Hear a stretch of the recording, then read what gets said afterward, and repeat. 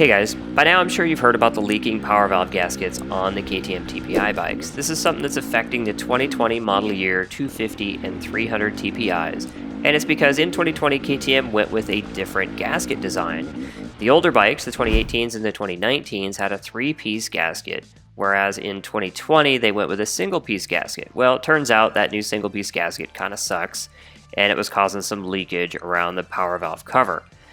On my 15-hour review of my 2021 Husky TX300i, I did notice a little bit of oil around the cover, and I mistakenly assumed that KTM had not fixed this issue from 2020. Well, it turns out I was wrong, and I need to retract that.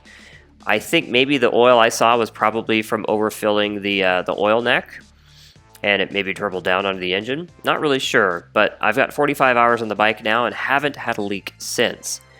Well, at the time of my review, the parts fish was not available for the 2021 bikes. Now it is. So I was able to go on to Rocky Mountain ATV and I verified that the 2021 bikes do indeed have the older gasket design of the 2019 bikes.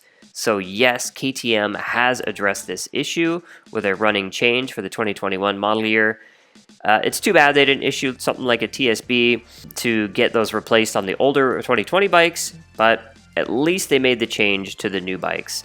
So I think they deserve a little bit of credit for that. Yeah, we were hoping for a little bit more help for the 2020 bikes, but at least you know how to fix it. You can go back to that older 3-piece gasket design. I'll link some part numbers in the description so you know what to do if you've got a 2020. And if you've got a 2021, at least you've got the new design, or the old design I should say, and you shouldn't have any issues.